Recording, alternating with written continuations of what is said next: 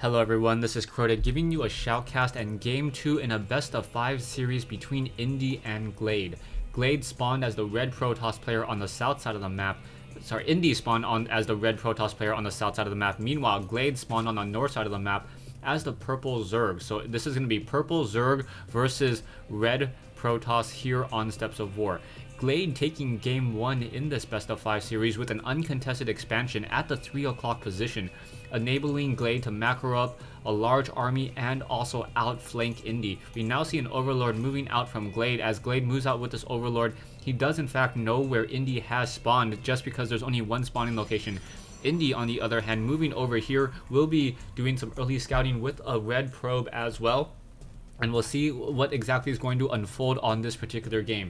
We did see a 16 hatchery come in from Glade on Lost Temple, and I thought that was a really gutsy move just because it was an ally spawn. We'll see if Glade tries to do the same exact thing with another fast expansion attempt or a 16 hatchery over here. This is a rather relatively close walking distance between these two bases. So Indy, if he tries to go for any 2-gate play instead of a Cybernetics core, may be able to capitalize and deal damage. If he, however, throws down an assimilator, though, that assimilator will eat into that minerals, and he will not be able to pressure with those zealots nearly as much.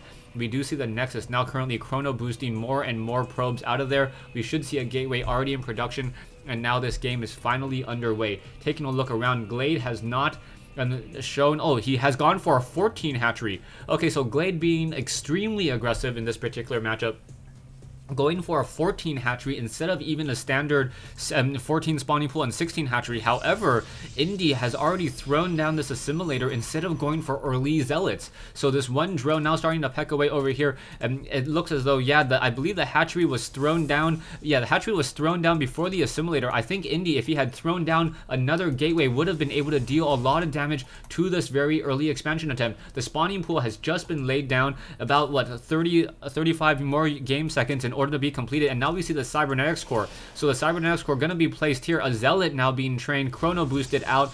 One of the things you got to remember is that the zealot now takes 38 units of time in order to be trained up properly. So that zealot will be popping out in just a moment as Indy returns home with this probe in order to get additional minerals. Back over here, we do see a second assimilator now be laid down by Indy. So Indy, with that second assimilator, going more for a tech build. We do see one zealot perhaps trying to engage right now as the Cybernetics core currently being warped in. We do see one overlord here and another overlord here. So Glade getting plenty of scouting information on Indy. We do have Glade now training up 2 additional queens. So one queen at the main base, 1 queen at the hatchery, and all of this without getting any gas. So those Zerglings will not be able to move very quickly. One zealot now trying to move out in order to pressure. However, this is going to be a very, very bad place to be. A very nice micro. Will that drone be able to escape? I believe so. So that drone will be able to pull out of there and then come back, and as those Zerglings deal more and more damage, Indy now, oh, very nicely done, positioning himself in between 2 mineral patches in order to fight back and take on 2 Zerglings there.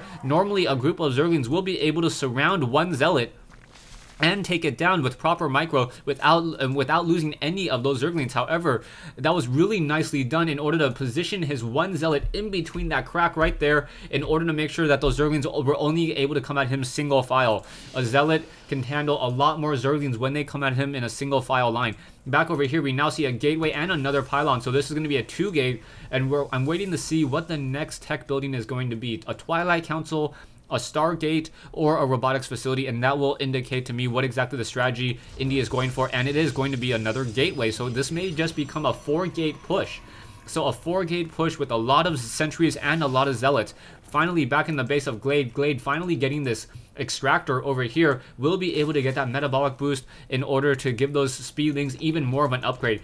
Glade, however, playing a very defensive game this time, throwing down 5 spine crawlers, so this will hurt Glade's economy. You can see that even though he has his hatchery up much earlier, he is continuing to just drop more and more of these spine crawlers. So now we see 6 spine crawlers here, and I do not think any zealots will be able to run by here. One of the benefits of the spine crawler is that they're able to unroot and then reroute themselves in a different location. So these the static defense, or quote-unquote static defense, is actually fairly mobile.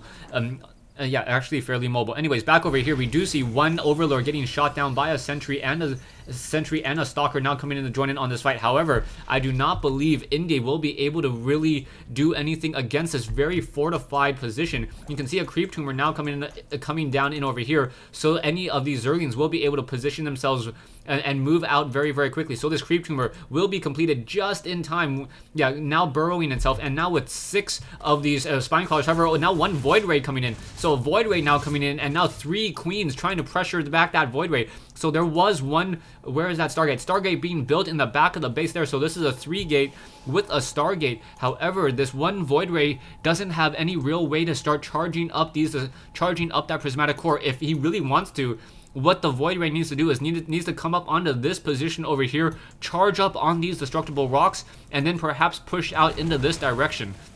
That will give the Void Ray a fully charged prismatic core, enabling it to deal 48 damage a second.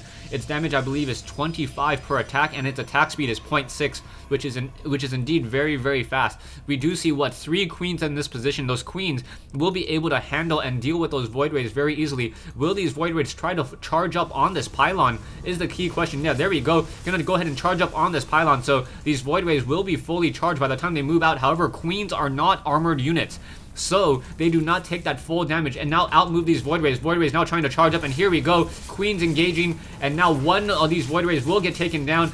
Well, no, able to be microed back out just in a moment, and then 1 transfusion completely healing all of the damage that was dealt by those 2 Void Rays.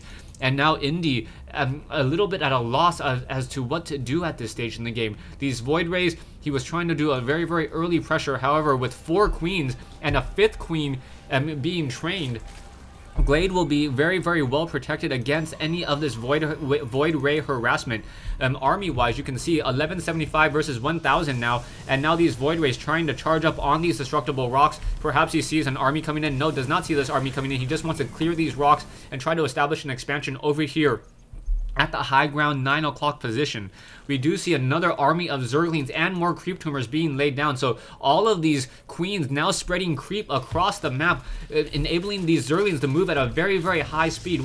Almost at a movement speed of 6, the fastest unit in the game, as one observer now trying to get some proper scouting information, but too many spine crawlers here.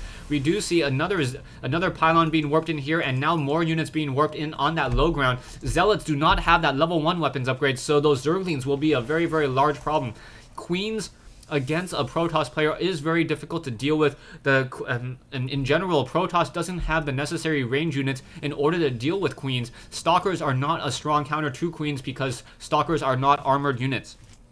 So back over here, we now see a probe and now being transferred to the gas over here. We should probably get an additional probe on that gas in just a moment. Indy currently sitting on 38 harvesters compared to Glade's 38, as well as more spine crawlers now starting to slash away at these destructible rocks as well. So a hatchery may be placed into this 3 o'clock high ground expansion in just a moment. You see Indy able to get a lot of sight onto these creep tumors, so creep tumors now going to get taken down. These creep tumors are armored and biological, so those Void Rays will be able to deal that full damage very, very quickly. However, these queens now moving out once again, will they be able to hold back these Void Rays? And if there was a combination of Void Rays and Phoenixes, those Phoenixes would be able to pick up the queens and then use the Void Rays to finish them off. That is a very, very strong counter. One Overseer able to spot that one observer, and now in comes a changeling. So a changeling most likely will be noticed by Indy. So Indy, not exactly sure. No, it does not look like Indy does see this changeling. So that changeling will be able to gain sight, now moving around, and now that's a little bit obvious there. And yeah, a quick zap by that 1 sentry. So a current Colossus sitting here. That Colossus really needs the extended thermal lance upgrade, at least a level 2 weapons upgrade, in order to be able to 2-shot these Zerglings. Zerglings only have 35 hit points, so if these Colossi are able to deal 19 damage per attack, they're able to 1-shot Zerglings.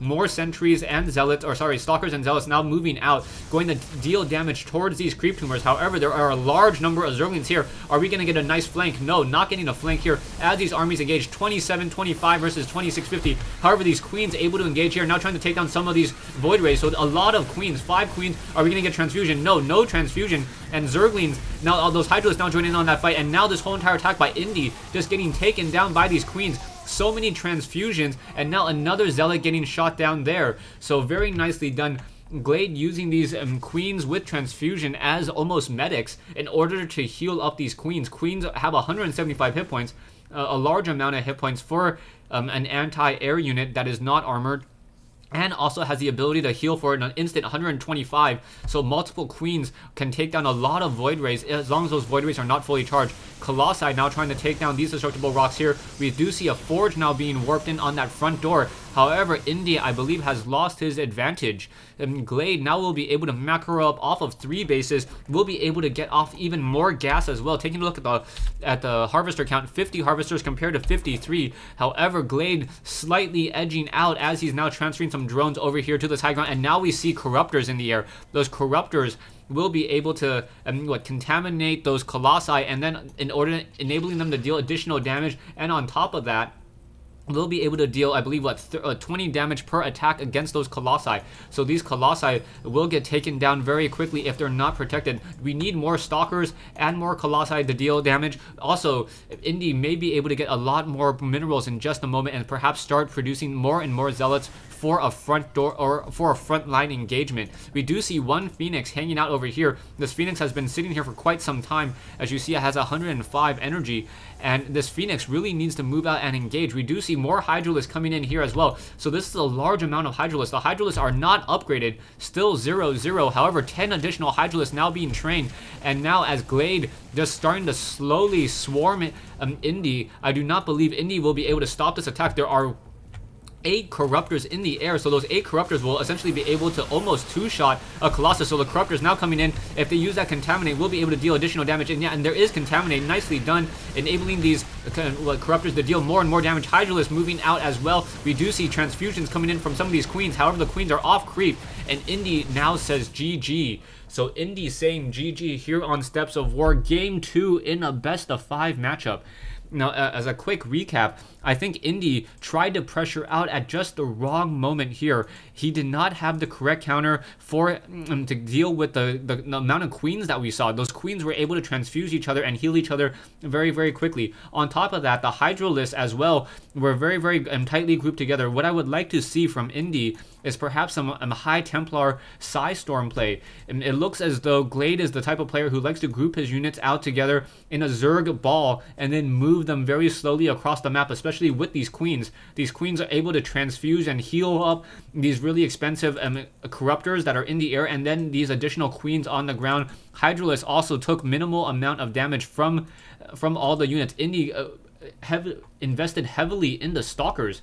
So those Stalkers that deal only 10 damage an attack against a Hydralisk, while the Hydralisk is able to deal 12 damage back and also fire, almost get 2 shots off when the Stalker is only get 1 shot off. That is really the difference in that DPS. Thanks for watching. Thanks for listening. Stay tuned for Game 3 in this best of 5 matchup. Indy currently down 0-2.